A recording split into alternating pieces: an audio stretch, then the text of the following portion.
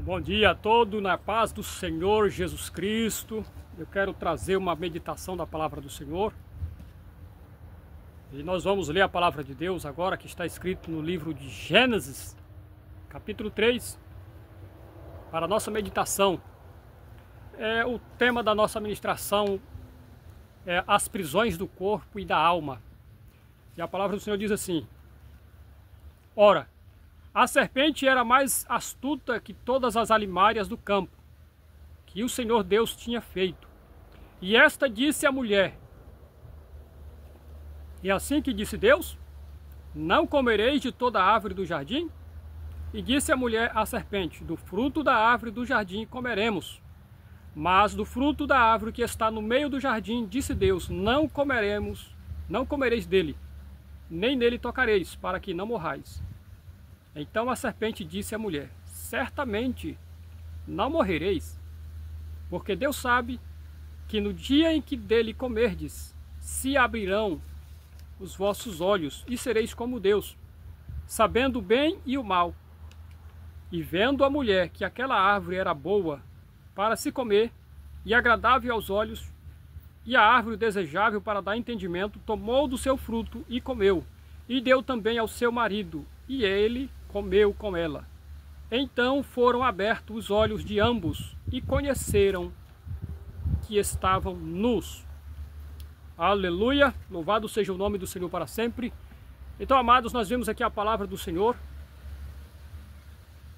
Sabemos que quando o Senhor Deus ele criou o homem, no princípio ele criou o homem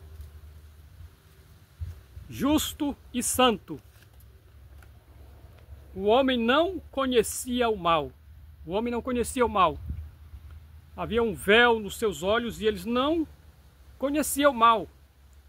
Louvado seja Deus. De sorte que eles estavam nus, porém havia um véu que o encobria e ele não percebia isso. Ele não estava em vergonha. Vamos dizer que a glória de Deus os cobria, a santidade. Mas só que o Senhor Deus colocou a prova no meio do jardim, para que no dia que eles comessem daquela árvore em desobediência, os seus olhos iam se abrir para o mal. E a serpente veio e tentou Eva, e ela caiu na cilada, no engano, e verdadeiramente os seus olhos foram abertos. O que nós vemos aqui é que os olhos se abriram para o mal.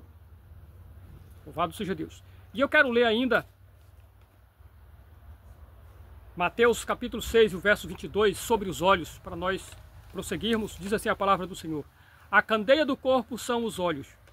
De sorte que se teus olhos forem bons, todo o teu corpo terá luz. Se porém os teus olhos forem maus, o teu corpo será tenebroso. Se portanto a luz que em ti há são trevas, quão grandes serão tais trevas. Louvado seja Deus. Aqui o Senhor está falando sobre os olhos, de que os nossos olhos são a candeia do nosso corpo. Se os nossos olhos forem bons, então o nosso corpo será todo luminoso, será iluminado. Mas se forem maus, então haverá trevas, e o nosso corpo será tenebroso. Louvado seja Deus. Eu quero ler ainda Salmos, veja só, os Salmos 101 e o verso 3. O salmista diz nesse salmo, veja só o que ele diz sobre os seus olhos: Não porei coisa má diante dos meus olhos. Aborreço as ações daqueles que se desviam, nada se me pegará. Um coração perverso se apartará de mim, não conhecerei o homem mau. Um coração perverso se apartará de mim, e ele diz: Não conhecerei o mal. Todavia, quando Adão ele pecou, Eva se entregaram, à tentação da serpente, os olhos deles se abriram e eles conheceram o mal. A palavra do Senhor fala claramente que eles perceberam que eles estavam nus. Eles conheceram o mal. Eles passaram a conhecer o mal. Eles não conheciam o mal. E eles se envergonharam e eles foram se esconder. Então, amado, nós temos algo em nossa natureza. Nós já herdamos a nossa natureza quando nós nascemos nesse mundo, uma natureza caída, corrompida, com os olhos abertos para o mal.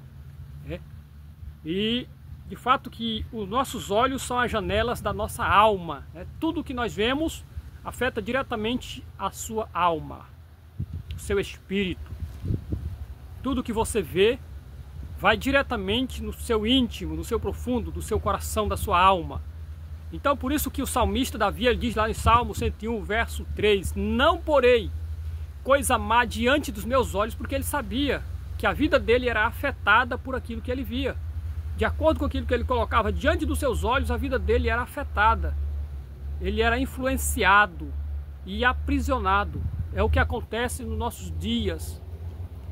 Nós estamos vivendo numa geração de pessoas que vivem aprisionada. As prisões do corpo e da alma. Que prisões são estas? É uma geração que vive aprisionada por aquilo que vê. Porque aquilo que você vê, dependendo daquilo que você vê, contempla com seus olhos, vai produzir em você sentimentos, vai produzir em você vontades e desejos, vai despertar a concupiscência da carne. E a palavra diz para nós claramente, né, que se nós cobiçamos, nós cometemos pecado. O Senhor diz lá no livro do Evangelho de Mateus, capítulo 5, se nós atentar em uma pessoa, uma mulher no homem, e desejar no coração, já caiu em pecado, já cometeu pecado. Ou seja, então se tornamos prisioneiros exatamente daquilo que vemos. Então são prisões. Então nós estamos vivendo um tempo moderno, tecnologia, modernidade. A internet trouxe muita facilidade para a humanidade nos dias de hoje, mas trouxe também muita perdição para aquelas pessoas que não controlam-se, para as pessoas que são curiosas, porque a mesma curiosidade que levou Eva a cair é a mesma curiosidade que hoje leva as pessoas a entrar nas prisões espirituais, prisões da alma. O que é uma pessoa presa, com a alma presa? Uma pessoa que hoje é livre, ela pode fazer o que ela quer, e na verdade, veja só, as pessoas que são aprisionadas são aquelas que fazem o que bem querem, que pensam, e elas pensam que fazendo isso elas são livres, elas são libertas para fazer o que elas querem, mas na verdade não é bem assim. Estes que são as pessoas aprisionadas, porque eles são dominados pelos seus próprios sentimentos e emoções. Pessoas que são dominadas pelas emoções, pelos sentimentos, pelos desejos. O que eu quero eu faço, o que eu desejo eu vou para cima, eu faço, eu realizo. Então, isso significa que essa pessoa está vivendo aprisionada. Aprisionado pela alma. A alma dela está aprisionada. Ela não é livre para fazer a vontade de Deus. Ela não é livre para praticar o que é justo, o que é reto, para viver uma vida honesta, uma vida de justiça e de santidade. Essa pessoa não se sente livre. Embora ela queira fazer, ela não tem o poder em si, porque os seus desejos falam mais alto. Os seus desejos dominam, a carne domina. Então nós precisamos, exatamente, o mal, ele é cortado mais facilmente quando nós cortamos na raiz. Nós vamos na raiz do mal e cortamos ele, e ele é eliminado totalmente. Se você quer combater o mal e você fica combatendo em cima, por exemplo, uma árvore, você corta os galhos, corta o galho, você corta o tronco, ela brota de novo e lá ela está novamente. Assim é o pecado. Você vai lidar com o pecado, você tem que ir na raiz do pecado. Você tem que ir lá onde ele está arraigado, enraizado na natureza humana e cortar. Por isso nós precisamos ir no arrependimento. Através do arrependimento nós vamos na raiz do pecado e removemos a raiz, removemos a iniquidade. Guardamos os nossos olhos para não ver o mal, assim como o salmista. Não porei meus olhos em coisa má. Não conhecerei o homem mau. Ele diz, olha, não conhecerei.